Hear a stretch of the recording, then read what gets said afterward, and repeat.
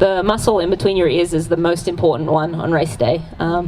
Just have a little bit of gratitude. I mean, look at this beautiful place that we're racing in. We get to swim, bike, and run. We're all fit and healthy. I just try and be grateful for those things, and then go out there and let her rip, enjoy it.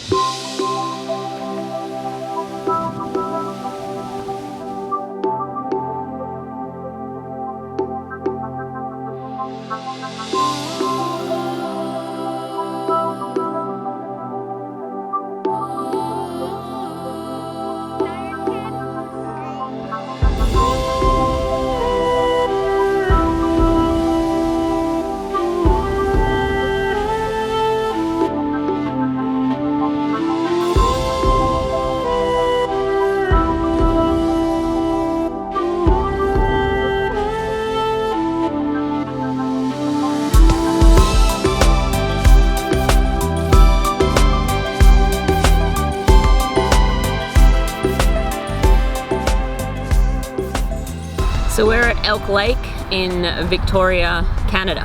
I've done a lot of racing in Canada, mostly up in Muskoka, Calgary, some Edmonton when I was back in ITU days. Yeah, I've raced up here a fair amount, but never in Victoria, so this is my first time at this venue.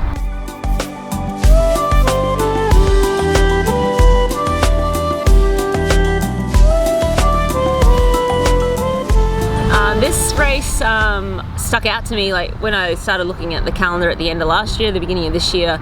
This is just one race that stuck out. Just heard really good things about it, that it was a beautiful place, and this year I wanted to pick some different races and race in beautiful places. So yeah, this is one of them.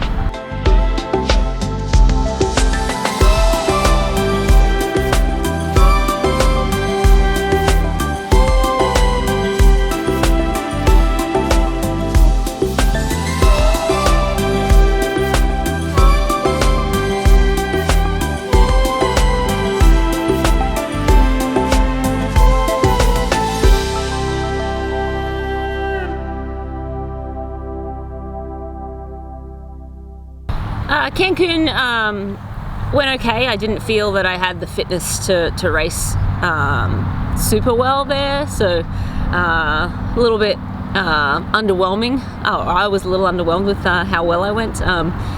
Yeah, but I've had 5 weeks since then. I got back home again, got a little sick from Izzy, and then got in a couple of good weeks training, and feeling a bit fresher and I think a bit fitter for this race. So hopefully I'll have a little bit more to give on race day, but yeah, again, I'm a little behind where I wanted to be at this stage of the year, but we'll see. I'm looking forward to getting out there and just testing my fitness, and again, this is just another stepping stone on the road to Kona.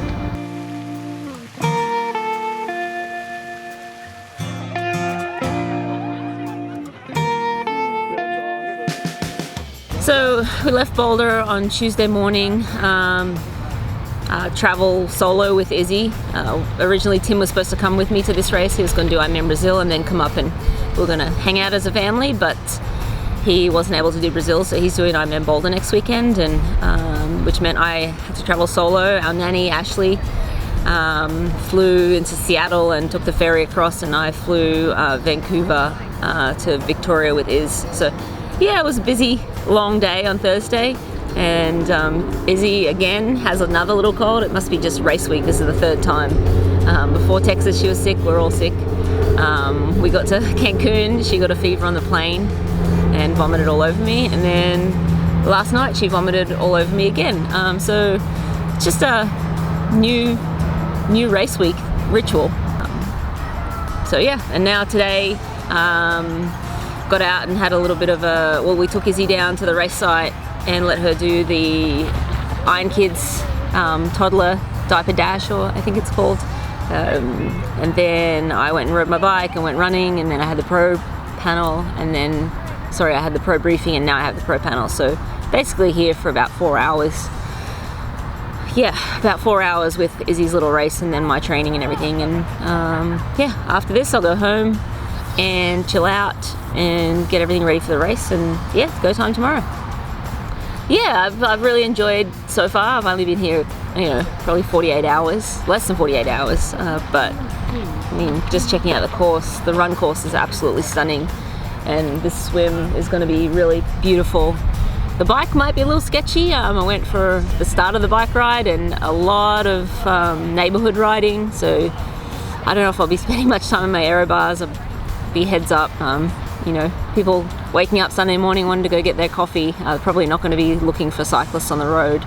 So, and I saw 2 deer out there as well. So, that makes me nervous. I prefer to be on roads that are closed to traffic.